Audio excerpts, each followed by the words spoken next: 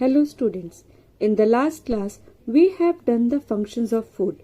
Today we are going to start with the health. We all know that health is a state of complete physical, mental, social well-being and not merely the absence of disease or infirmity. Now we'll study about the dimensions of health. According to World Health Organization, there are 4 dimensions of health: physical, mental, social, and spiritual well-being. First is physical well-being, which means physical fitness. One can achieve physical well-being by eating right kind of a food in sufficient quantities, with the adequate amount of exercise. Different people have different nutritional requirements according to their physical condition. For example, children and pregnant women have different nutritional needs.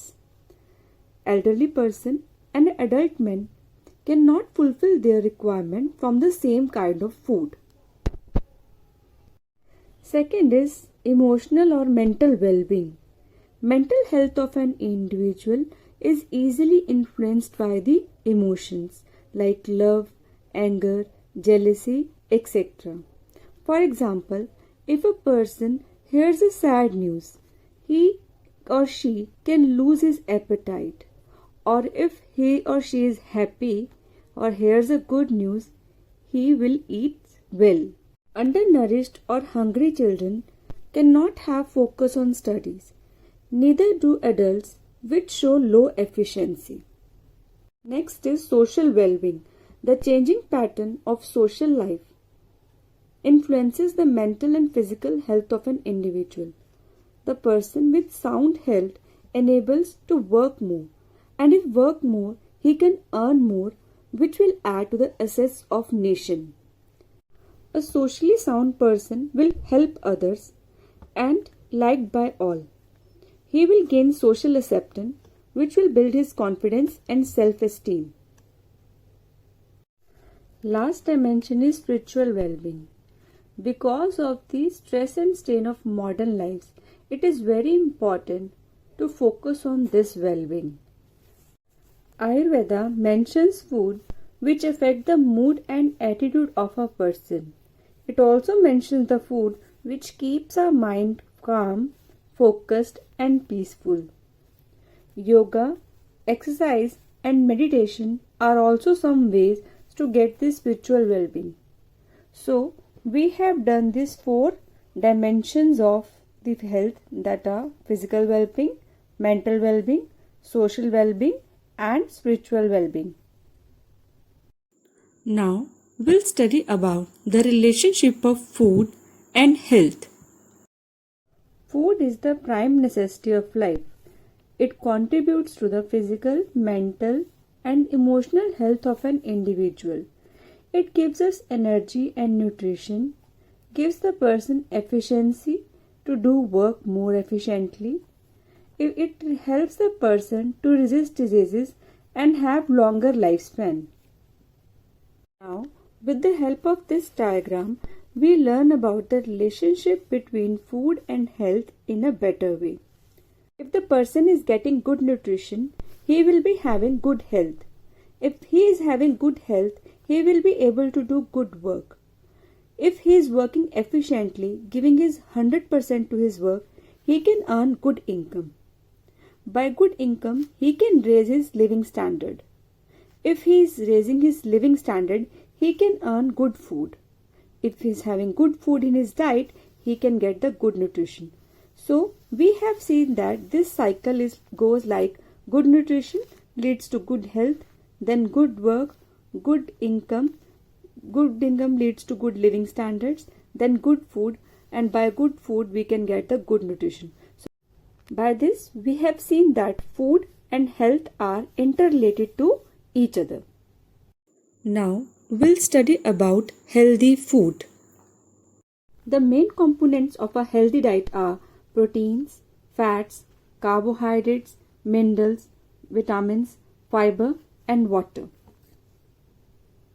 Now we'll study about the 8-point plan for a healthy diet. First point is Eat plenty of fiber, pulses, whole grains which are made from whole grain flour. This supplies us with the fiber which helps in digestion. It supplies the nutrients like proteins, carbohydrates, minerals, vitamins and essential fatty acids. Secondly, eat plenty of fresh fruits and vegetables. Include colorful variety of fruits and vegetables in your diet. They provide us with minerals, vitamins, essential fatty acids and fiber. They also provide us with the different antioxidants which help us to resist against the diseases caused by the lifestyle changes, pollution, smoking and obesity. Little peeling of the vegetable and fruits should be done. Otherwise, you can lose the essential nutrients. Food should be cooked lightly by steaming or stir frying. You should also add raw foods in your diet to get the benefit of their enzymes. Next one is add moderate sugar in your diet. By adding moderate sugar, we mean it should be added as a flavoring agent, so better not to eat foods which are having high sugar content like cakes, puddings, cookies, ice cream, etc. Next is moderate your fat intake, especially the saturated fat. You should have the food containing monounsaturated fatty acids and polyunsaturated fatty acids. One can have fish, poultry, whole grains, pulses instead of cheese and red meat in their diet. Next one is moderate your salt intake. Instead of adding salt in your diet, you can add herbs, spices, lemon juice, vinegar, vegetable stock and other flavorings in the food. Next is cut down your consumption of processed food to avoid empty calories provided by saturated fats, added sugar, additives and refined flour. Drink water instead of other beverages. And last one is exercise regularly and eat that much amount of food that you actually need to optimize the body weight. You should not have unhealthy foods in your diet. Unhealthy foods means frozen food like McCann's, frozen peas, frozen corns, etc. Canned foods are having preservatives in it.